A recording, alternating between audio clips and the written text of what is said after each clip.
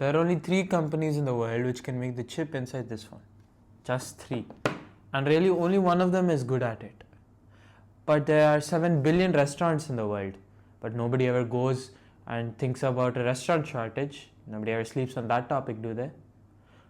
So what's different? It's the same planet, it's the same rules, it's the same economy, but then there's a completely different outcome in the industries. Why so? Welcome to the Wiser Wallet. Economics everywhere. To build a factory which makes one of these chips, you need $20 billion. 20 billion. That's just the entry point. There's a Dutch company called ASML which makes the machine which produces the chips. That alone costs $100 million. The amount is so staggeringly huge that the number itself eliminates 90% of competitors. Once you build a factory and make your first chip, the price of the chip itself is $20 billion. But make a billion chips, each chip's price boils down to 20 bucks. So size here isn't an add-on, it's the whole strategy. This concept compounds. When you're that big, sellers cut you deals they don't give anybody else.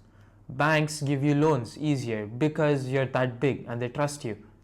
And you can buy an engineer whose entire job for an entire year is to make one singular part of your process about 2% better.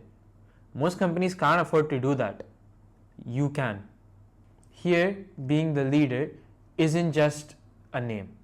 You get better by staying upfront. And the gap never gets narrower. It only gets wider as you make more and more chips. And here's the part nobody talks about. Go to Hsinchu, North Taiwan, where in one singular park you have the factory itself, the chemical factory, the engineering headquarters, and everything else. There's even a university pumping out the exact kind of students you need for your factory. Same factory in a different place. Maybe make it anywhere else. The thing is, in that factory, costs will be higher. Why? Well, you could buy a building in 18 months, but you can't buy people's lives there. So being huge makes everything cheaper. What's the problem?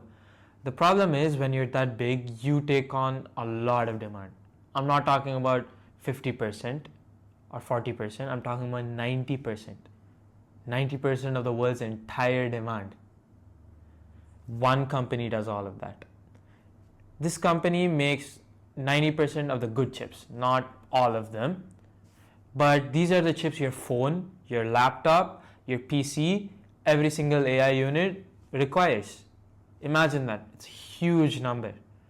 This company's name is TSMC, Taiwan Semiconductor Manufacturing Company. The problem is it's present in one of the most tense straits in the entire planet. Notice what's happening here. There's nobody stopping you from making a company. There's no patent. There's no law. The thing is, the entry point is so huge that almost nobody wants to compete in this market. Then in 2020, COVID hit. Demand went haywire. One link collapsed and the entire chain crashed down. Cars and the automobile industry went haywire. Not because they didn't have enough steel, not because they didn't have any workers, but because they didn't have a part which cost about $5. Imagine that.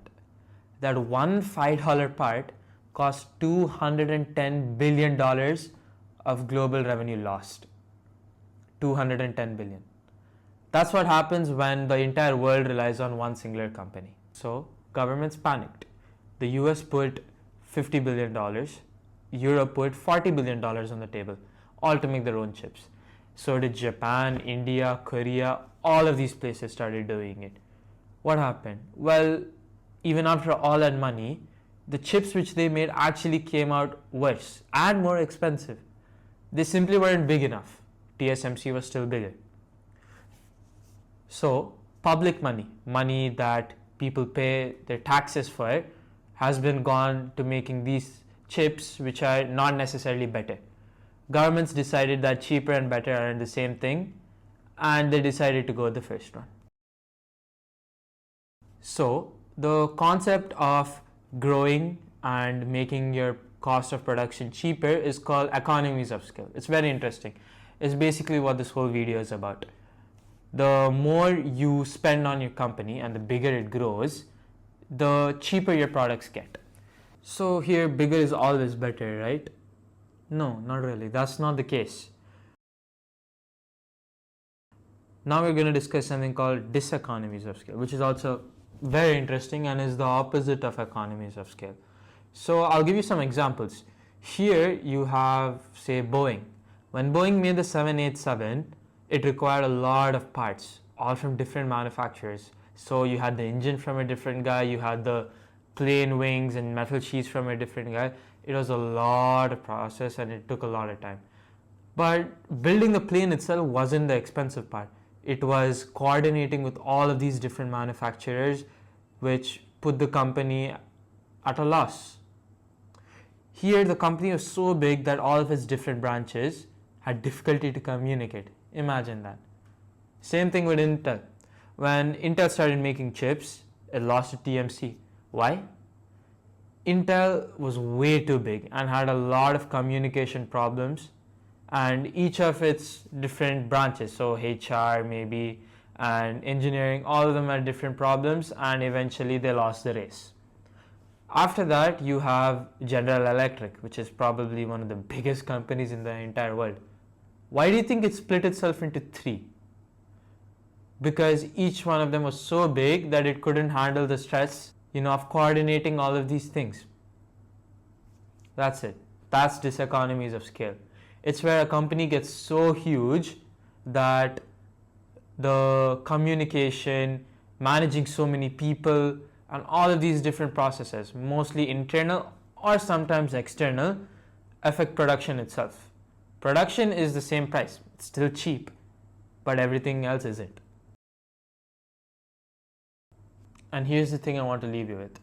Every single government on earth is trying to make their own chips, for better or for worse. Which one is it? Let me know in the comments, and I'll see you in the next one. If you enjoy this kind of content and want to learn economics in a simpler way, or are genuinely curious about this, hit a like, maybe even a subscribe. Thank you.